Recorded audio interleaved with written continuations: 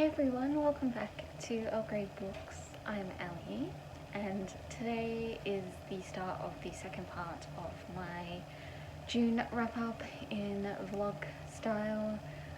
It's already 2 days into, no it isn't, it's 5 days into this half, and I've read one book, but I wanted this to not turn out like the start of the month where I just kept hoarding books until I finished 5 of them. So I finished Bloodchild and Other Stories by Octavia E. Butler. So I really like this. I'm not usually a big short story fan and often not super into sci-fi, but I loved Kindred when I read that like 5 years ago, and I just it was impossible to find any of Butler's books here in Australia, so I bought this one while I was in the US in 2018, and I bought another one while I was in the US last year, and now in I think February I noticed that one of the bookstores I go to quite frequently was starting to stock them, and obviously I haven't been back since, but I'm hoping that I will be able to read some more Butler this year. But I love this one. It had 2 stories in it that I really loved, which were The Evening, the Morning, no, The Evening and the Morning and the Night, and Speech Sounds, which both kind of dealt with disability and mental illness, and I really liked that. So yeah, I really enjoyed this. Also really liked that each story has an afterword by Butler. Like, petition for more short story collections to start doing that, because I really like that. And yeah, that's the one I read. And I just completely dropped it. Yay. Hey guys, so it's Editing Ellie here. I realised that I actually skipped out on 2 books this month accidentally, one of them being at this point of the month, which I think was about the 20th.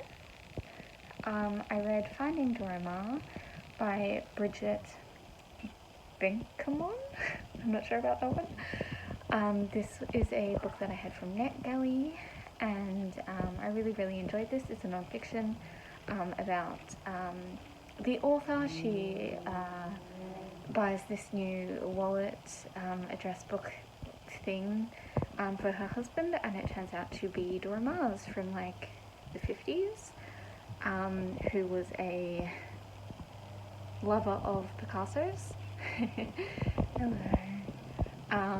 And yeah, it's just about this and her finding out about people in Dorima's life. So that was really good, gave that one 4 stars, and I will see you at the point where I missed the next one. The 23rd today, and I have finished off 2 more books. So I'm currently running 2 books behind my goal, but I think I'm gonna be able to manage it. I've got quite a few books that I've been like slowly reading that I think I might be able to like mark that off in the next few days.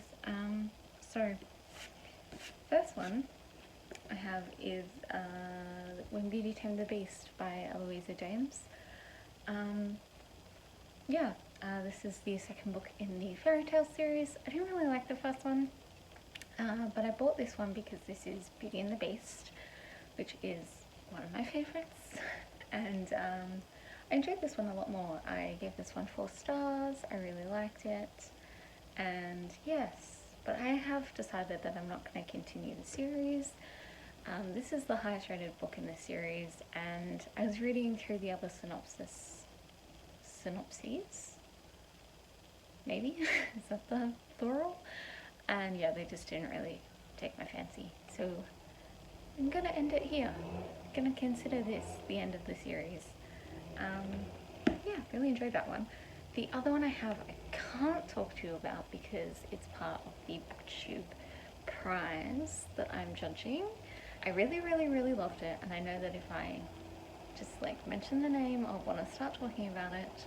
So I'm saying it in my head, and then I'm telling you that I really, really, really enjoyed it. And I'm going to be doing a vlog of the BookTube prize as well, which will be out in like August after this round is over. So I will get to scream about it there instead. So yes, that's what we've got today.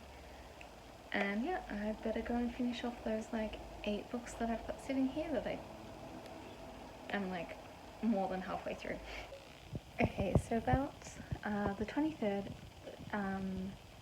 I finished The Hanging of Angelique by Cooper. This is about a woman named Mary Joseph Angelique, who was a slave in Canada, in Montreal, in 1734, and I've got to put that down because this is harder than I thought it would be. Yeah, she basically allegedly burnt down the home of her master or mistress, and yeah, it's talking about that, and it also goes into detail about the slave trade in Canada, which I realised reading this book I knew absolutely nothing about Canada at all. Yes, you're being very gorgeous. And yeah, it was really, really interesting and well written, so it wasn't dull at all, and obviously not an easy topic to read about, but it was done really well, and I really enjoyed it. Okay, so I'm trying a new microphone today. So this is the first video I'm trying it in. Hopefully you will have already seen it in a separate video by now, but I have 2 more books to tell you guys about. I DNF'd one. It's not this one, ignore this cover, but it was a ebook of Burn by Patrick Ness. Patrick Ness I always considered one of my favourite authors. This is his new book. Sorry Percy, I just whacked you in the ear. I was super excited about it. It's about dragons and like an alternate reality. It just was a little bit too weird and kind of like over the top dramatic for me. Don't think it's a bad book, but I just think I've grown out of my love of Patrick Ness. Maybe if he put something else out, I would read it. And like I still love like A Monster Calls and things like that. But yeah. Percy and I are just having a staring contest all of a sudden. But then I completely flipped it around and I read, yeah, you can come and sit. I read Unbroken, which is edited by Marieke Nijkamp. I don't know if that's right. This is 13 stories about disabled teens. It's all written by Own Voices authors. So there's people like Donielle Clayton and Corinne DeVis, Heidi Hellig, Cody Keplinger, all sorts of amazing people, and give this one 5 stars. I absolutely loved this. This was so good, and this just kind of, I always like believe, and I have said this quite a few times, mostly on Twitter, that I don't see why authors exclude disability, because it's like so easy to put in to a book and you can fit it in any genre. And this just kind of proved my point, because these are all different stories, different genres, completely different, stories. I don't have another word for that. And they all feature disabilities, different people, different races, different countries, different planets, and yet they all have that in common. And I love this, and yeah, it just really proves that you can put disability in anywhere and it works. And that's all I'm saying. for the authors who don't. Like, it's just so easy to put in there. Like, it doesn't even have to be a main character. Just, okay. That's a rant for another day. But yes, I'm kind of behind on my goal for reading 30 books, and it's the second last day of the month, so I don't think I'm gonna make it. But I'm hoping I might be able to finish off at least 2 more books that I have started. I'm hoping I can finish them off, which would bring me up to, how many books have I read?